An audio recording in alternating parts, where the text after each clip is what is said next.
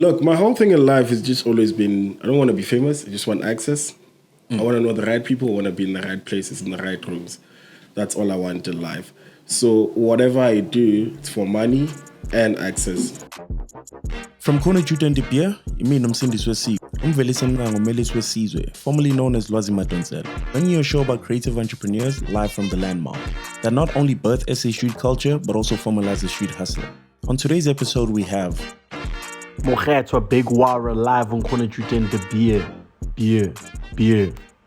My first memory of BRAAM, damn, what was it? 'Cause I used to live 2 blocks from here.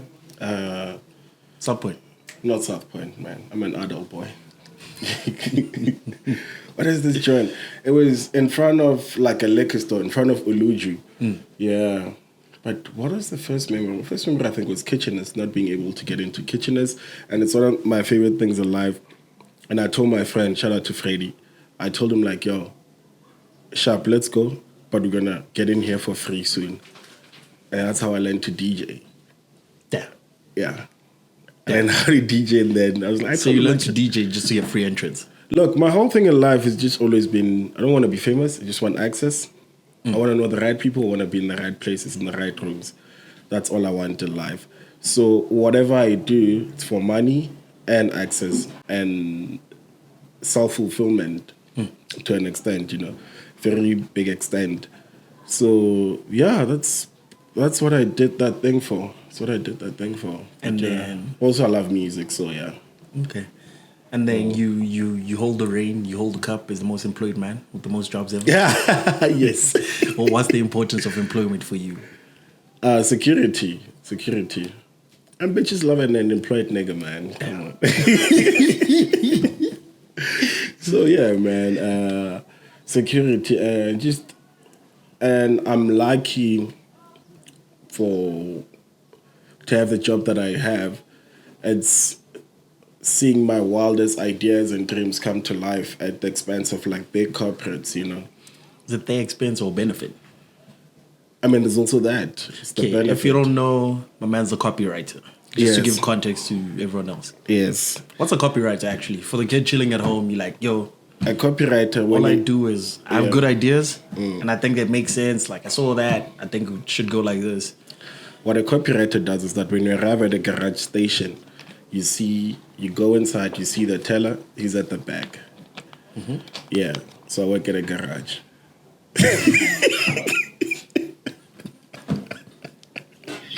Yo. Yeah, so if you want to work at a garage 24 hours, know about unleaded and whatever, yeah, be a copywriter. I'm kidding, man. What a copywriter is basically you do adverts, ideation. I mean, I'm a conceptual copywriter, so there's other copywriters who do like long form, blah, blah, like for inside corporates and whatever, people that do that. But I'm a conceptual copywriter. That means coming up with ideas for comms, like Comms and communications. communication, like In it's which forms? for corporates, like could be anything, TV, out of home, billboards, everything and anything, content. Now advertising is skewing towards a lot of content, so just I could have wrote this, just maybe I wrote this, maybe I ideated this show. Not saying I did, but could have. Yeah, it's an example have. of what I can do. Shout out to the group chat, the writing room, right? Yeah. Shout out to the writing group. So my next question for you has always been like,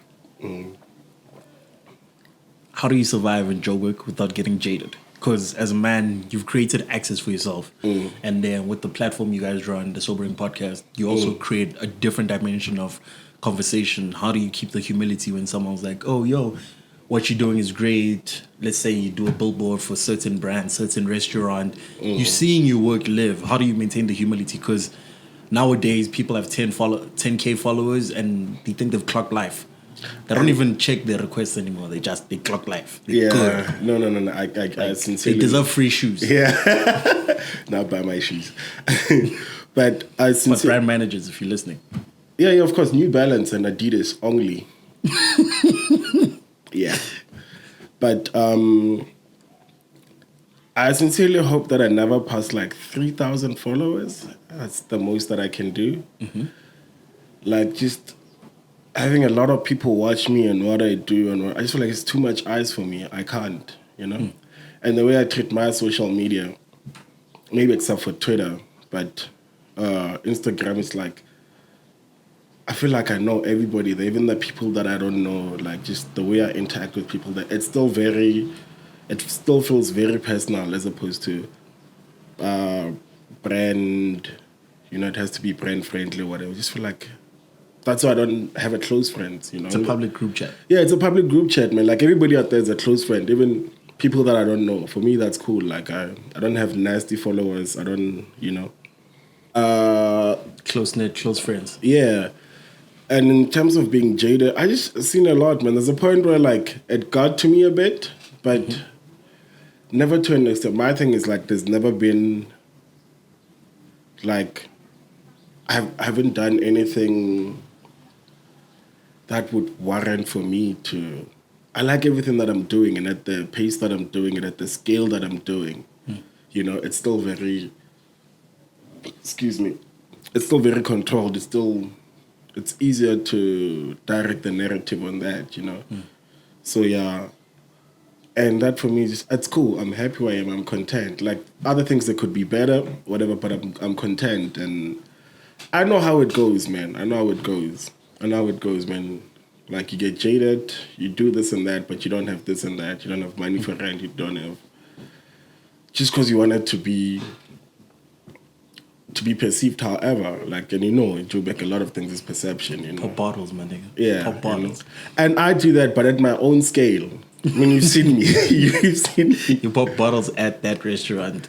Oh, no, no, I don't do that. No, but what I'm saying is, I like everything. My thing about me, for all aspects of culture, clubs, restaurants, like, so you live your best your life. yeah, kumbaya shit, like whatever, jazz, whatever. I like everything. And for me, that seeing all these sides of these things, I know what's real and what's not where. So let's be like, let's say maybe I'm at a Kujo's, and I know Kujo's people don't, maybe some of them don't want to have champagne or don't look down upon champagne exactly, you know? And whatever. But I'll be out there, like, you know, just like vice versa, be in the club sipping on the savannah, just like I'm living my life, like just, and it's fun, it's all nice. I can do anything anywhere, however. I'm not pressured by anybody or anything. You know, I know who are the close people in my life.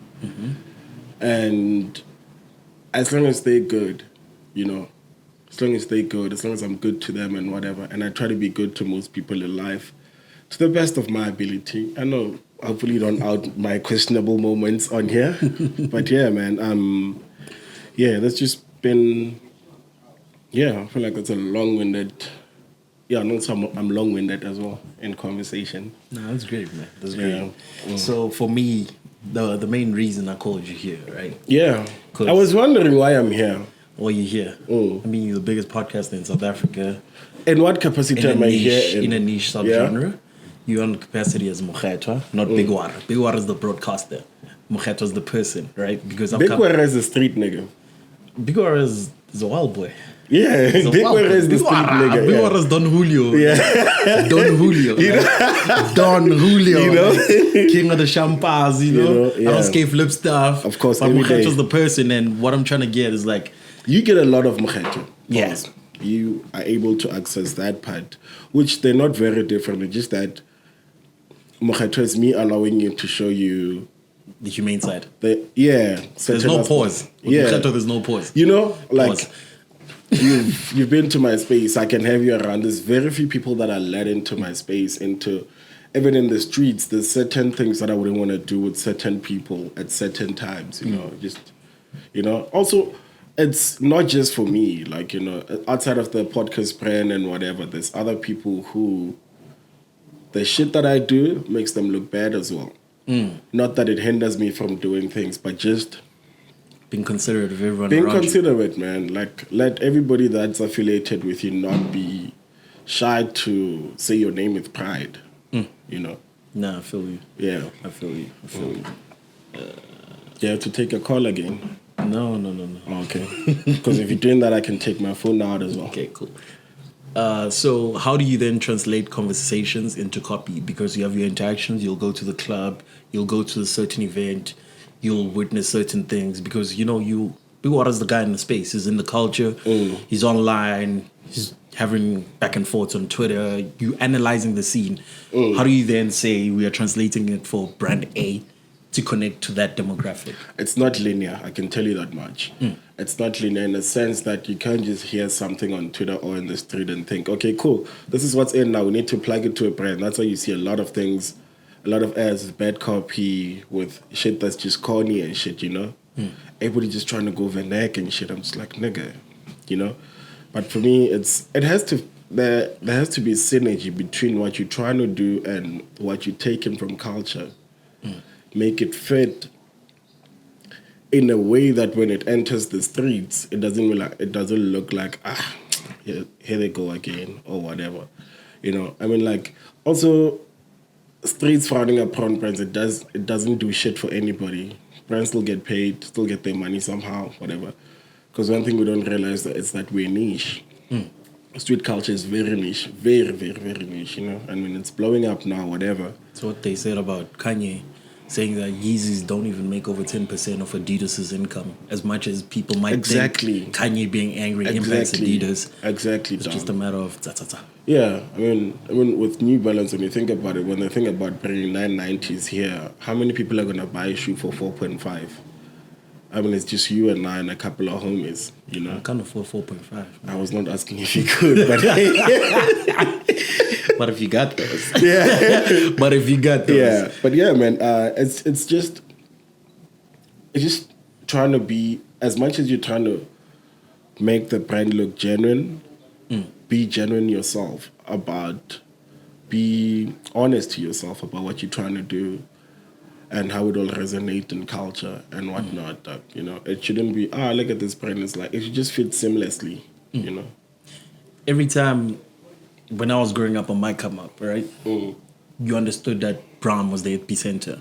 And when you think of BRAAM, this is the corner we're always talking about. Like, this is Corner JUTA DE BEER is what BRAAM is, from the store Fry had to every other thing that's happened, Area 3, Nike. Do you know, there was an Off-White store here. The Off-White store with black coffee. Dog, Virgil had a store out here. So, R.I.P. Virgil. We couldn't afford it then, but yeah, Dilo di change. Dilo di change. Mashallah. So my thing is, do you still think there's an importance of having a physical space with the new digital kids? Because now we're seeing people pop off. Pretoria, they in Hatfield, they in Ballito, they in Cape Town, they see Point Gang. Do you still think we need the epicenter where we all come and meet, like you used to meet, like meeting your online friends in person? This was the spot. There's just something about physicality. I can't put it into words. Maybe I'm gonna try, but there's just something. There's something about meeting a girl online and then finally meeting her. You can keep it online, and that's good. Send nudes and whatever, All those things, yeah. Have dinner over video call, but there's just something about physicality. And when you get into a store and being able to see product, to interact with humans, I know it's kind of a thingy. I shop online a lot. I hardly go to stores, but I'll go to stores to hang and whatnot. It's also just because of the kind of life that I have and the way I live my life. I'm just always busy and shit, So yeah, I don't really have time to go to stores, and unless I'm trying on something new silhouette, new whatever, then I'll go check it out. But as soon as I know that this is happening, then I'll go live. But even with that said, there's Uber Eats, but there's an experience that comes with going to the restaurant. And it's always a nice experience when you go to the restaurant. You have your meal with whatever beverage you're having, and it just opens up something human that opens up. Then from the restaurant, we go to a drink spot, and then maybe to the club. Maybe we go out. We just have fun. Digital, it's good. I don't know, because now everybody's talking environment and whatnot. That's not really my spiel, and I don't know much about that, but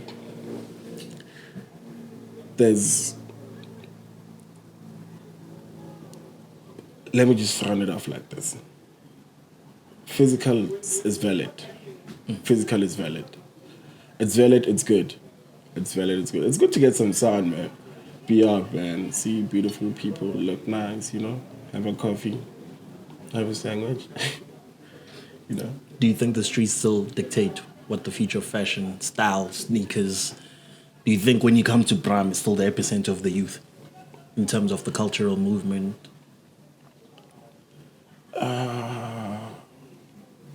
I don't know why you want such an answer from me. It's such a tough question, Doc. I've never really held myself as a BRAAM kid or BRAAM lord. I come here, do what I do, and I know what I get here, and it's good. Like I like being in BRAAM, and also why we're here. Just wanna shut this whole shit down of looking down on Kitchener's. Kitchener's is a landmark. You heard. Kitchener's is a landmark. It's been here for long. I know the vibe. Like you never know. That's why we call it lucky packet. You know, you'll never know what you're gonna get, and that's the beauty of it. Like the beauty of just Kitchener's. Kitchener's is on shuffle. Everything goes. It's on shuffle, dog. And if you're a music person, you know that if you put your music on shuffle, you're gonna get whatever. You know, like, that's just Kitchener's. Can go from Kamasi, Washington to King Monada, all in however long. The importance of staying power.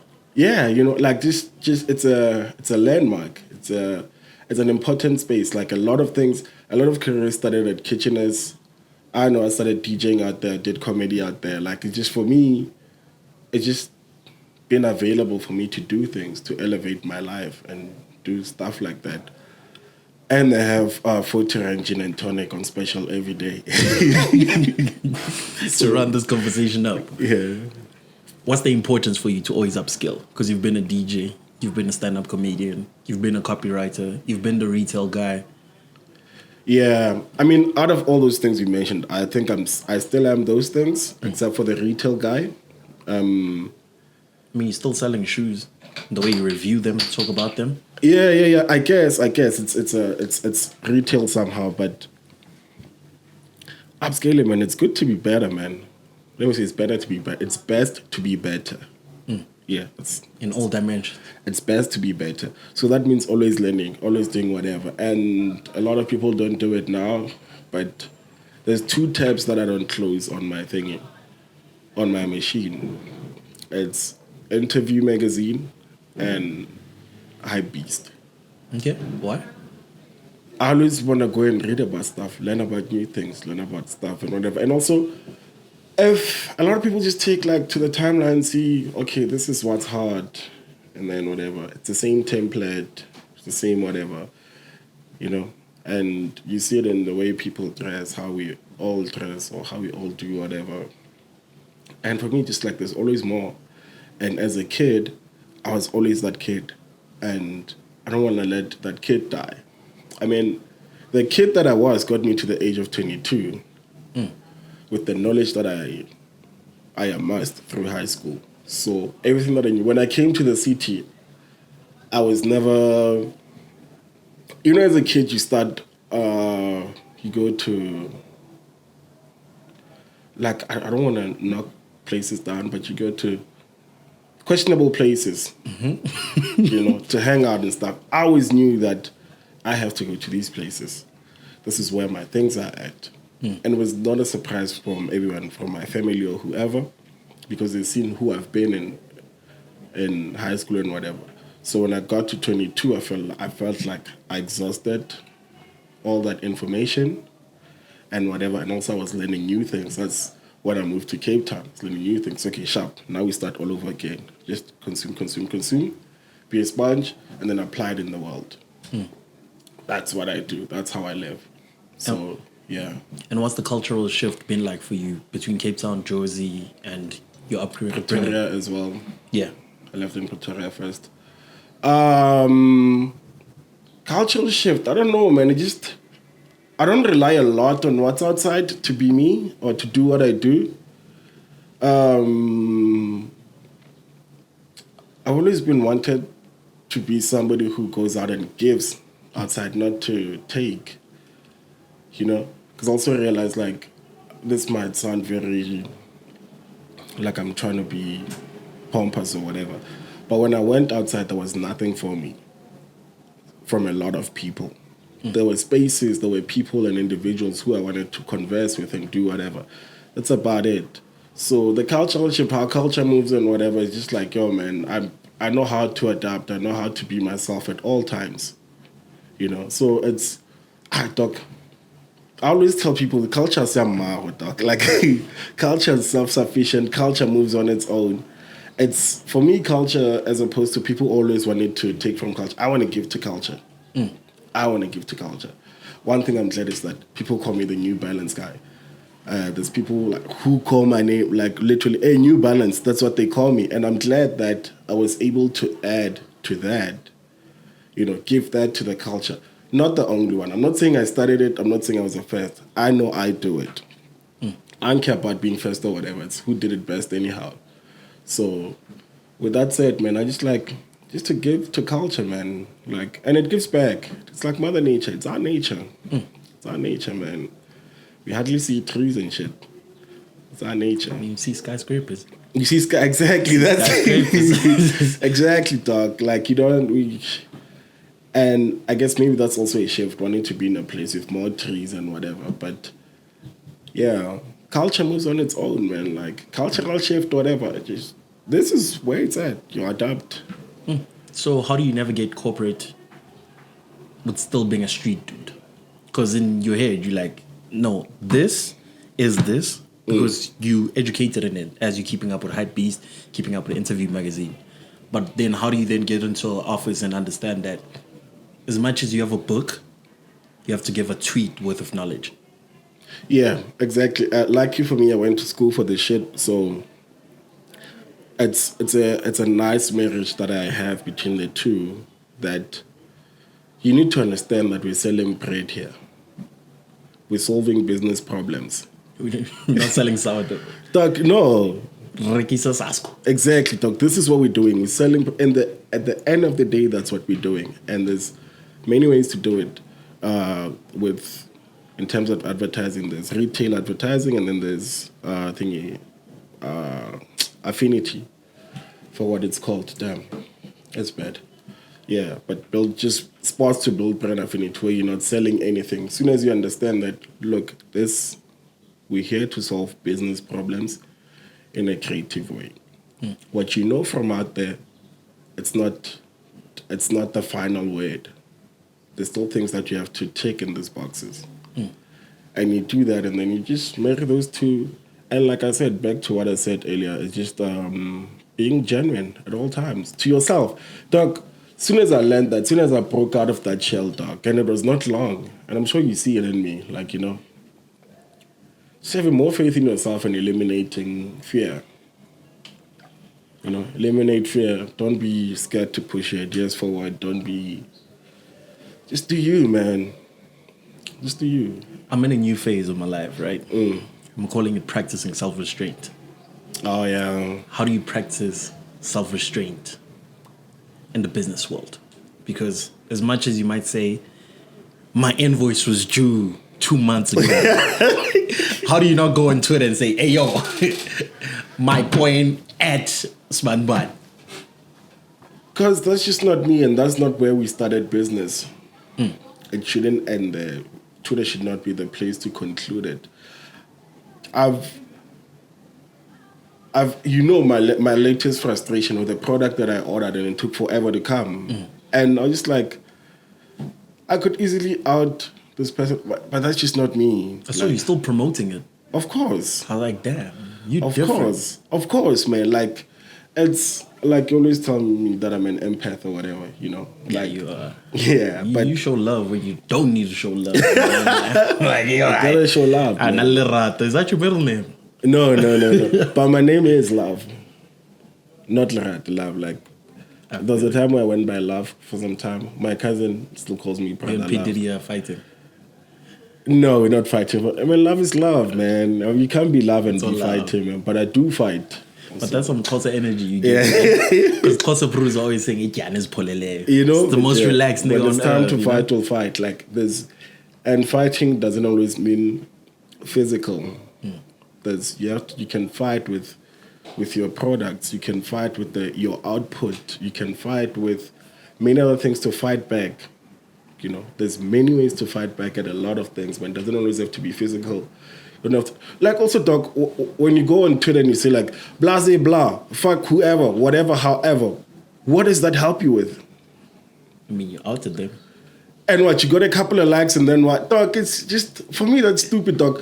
And I think for a lot of people who do that, it makes me just always question like, don't you have friends, Doc? Don't you have group chats to like, you know, like, I can hear the birds. Please close the door. But yeah, man, what I'm saying is it doesn't do anything for you. It doesn't do, at least I think, man. Of course, there's some instances where people have to be outed, like with, you know, the list and whatnot. Like, yo, that's warranted, you know, I think. But also just going out and be like, hey, what, this customer service or whatever. There's just many things to do things, man. And one thing I want people to know about me, my word is my word. It's not the end. It's not the beginning and end of anything. But for me, that does nothing. And I don't want people to say, no, okay, I'm not going to call people. If that's your thing, do it. But I have friends, I have family, I have people I can tell, yo, these people are fucking me over. That invoice is not cleared. But I don't know. And that's not even on some like, yo, I gotta look like I'm easy to work with or whatever. No, it's not to be part of. It's just not who I am. It's not who I am. The way I was introduced to the internet was through product and cool shit, which is what I mostly speak about. Maybe some soccer, local soccer. But otherwise, it's just shoes and shows and whatever, culture shit. But as opposed to, hey, man, fuck that shit, man. Shit ain't me, man. Like, it's fun and corny. Alright, cool. Okay. What's your word to the youth? No, fuck the youth, man. Alright, cool. Cut. No, I'm kidding. Hey, nigga, no. I was carrying it on. Yeah. Start it again. Oh, okay. So what's the word to the youth? Oh, man. Hey, dog, what can I tell the youth, dog? What can I tell the youth? You see, trust yourself. Trust yourself. Shortcuts just make things longer in future. Shortcuts are a path to a longer cut. Am I making sense? Which I know is going to strain you in the future. It's going to strain you in future. So do it right, do it what? Dog, the thing, like I was telling you, man, culture is self-sufficient. What is culture? You can't even, it's intangible. Like it will always be there. There'll always be a need for people to connect in some way. You know, you'll find your people, you'll find your tribe and whatever. But learn as much as possible. And well, I just want to shout out Kito, you know. Kito, when I met with Kito, Kito, come to the show. Yeah. Shout out to Kabele too. But I just want to speak about Kito, about how that nigga... Kabele, come to the show. That nigga learned, and he's patient, and he just learned how to do things on his own. Like, he taught me the value of research. He taught me the value of research. Like, Lesero, you know Lesero, my friend, he calls him computer. Because his constant need to know does not end.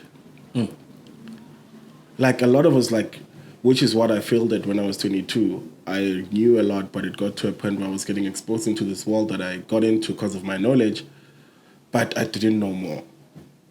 I couldn't add to a lot of things. So just the constant need to know, constant research, always and every day, somehow, some shape or form. If I'll tell the youth this, wake up, have water. Don't forget the cigarette. I wasn't going to push that to the youth, but yeah, sure, if you smoke. Yeah, water, cigarette or whatever, blunt, whatever you do, pills, whatever meds, and then have your coffee, and then read something. read something. Like I said, those tabs that I don't close, when I wake up, I read an article on something or someone, you know. That's what I do. Like, just always upskill, man. Upskill, and always. But otherwise, fuck the youth, man. I'm kidding. Shout out to the youth. Shout out to the youth. Oh, yeah, thank you, man. Yeah, man. Do we get up? Are we done now? Yeah. Salute.